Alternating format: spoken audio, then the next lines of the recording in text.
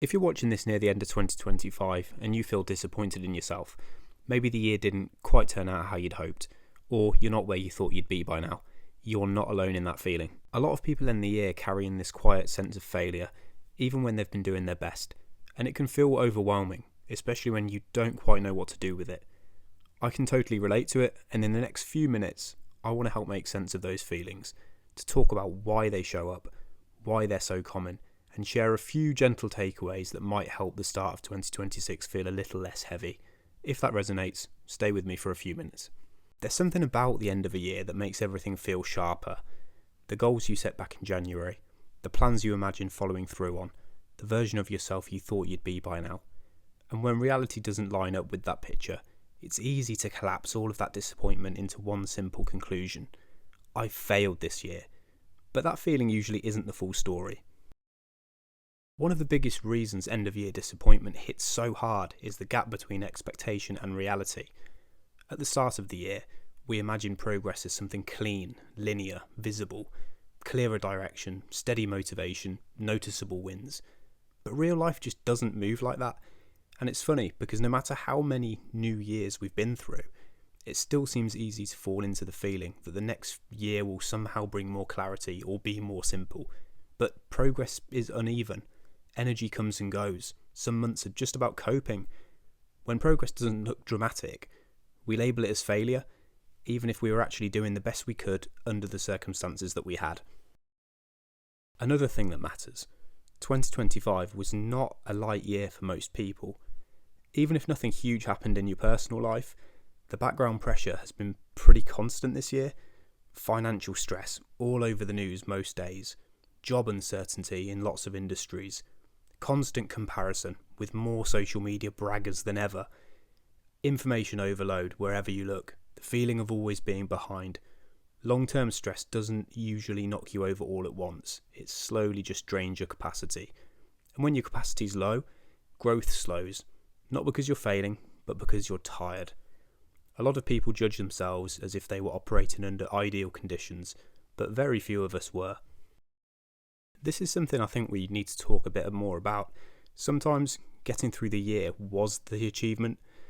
Showing up when you didn't feel like it, keeping things going, protecting your mental health, not giving up completely. Those things don't feel impressive, they don't look good on a list of goals, but they really matter, and yet we tell ourselves, that doesn't count, I should have done more.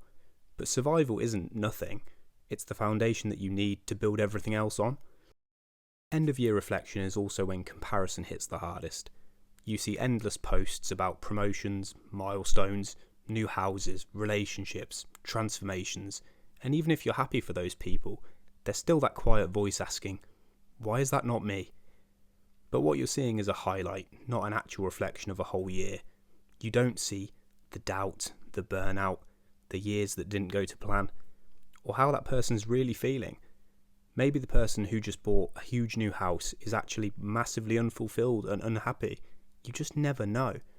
So you end up comparing your full experience to someone else's best moments. That will always make you feel like you're behind. A lot of this pressure comes from invisible timelines that we never consciously agreed to. By this age, I thought I'd be further. By this year, I thought I'd have things figured out. By now, I should feel more confident or more settled or more certain, more whatever. But there's no universal schedule. There's no single moment where everyone is on time or behind. There's just people moving at different speeds, under different circumstances, under different pressure. Someone who appears to be ahead today could run into all kinds of trouble tomorrow. Maybe they get ill, maybe their business goes under, they go bankrupt, maybe their seemingly perfect relationship actually isn't working out. And on the flip side of that, someone who feels behind today might make huge strides and find real happiness all of a sudden. Things can change very quickly, for the better or worse, so you just can't compare timelines. Feeling like you failed doesn't mean that you are a failure. Most of the time it means that you care, you had hopes, you wanted progress, you expected something more. People who don't care don't feel disappointed. This feeling is uncomfortable, but it's also evidence that you're still invested in your life, and that matters. Instead of asking yourself, did I fail this year, which is a question designed to hurt, try asking something more honest. What kind of year was this, really? Was it a year where you were stretched thin? A year where you were just trying to keep things steady? A year where you learned what does or doesn't work for you? Because not every year is meant for growth or big wins. Some years are about adjustment, some are about recovery, some are about realising that the old plan just doesn't fit anymore. And those years still count, even if they don't come with anything that you can point to and say, this is what I achieved. Understanding the year you lived is far more useful than judging yourself for not living a different one. I don't want to end this with some big resolution or pressure, just a few gentle ideas. You don't need to shame yourself into change. You don't need to label yourself a failure in order to grow. Having a rest isn't giving up, and moving slowly doesn't mean that you're stuck. If 2026 feels a bit heavy already, that doesn't mean it's doomed. It just means you're tired, and tired people need a bit of kindness and a bit of rest, not criticism. If you're ending 2025 feeling disappointed, behind or unsure, that doesn't define you. It just means you're reflecting. And reflection isn't the end of the story. It's a point where you can gain some clarity, reset, and go again. You didn't miss your chance. You didn't ruin anything. You're still here. And that matters more than you probably realise. If this resonated, I'd really like to hear how this year felt for you. And until the next one, please take care of yourself.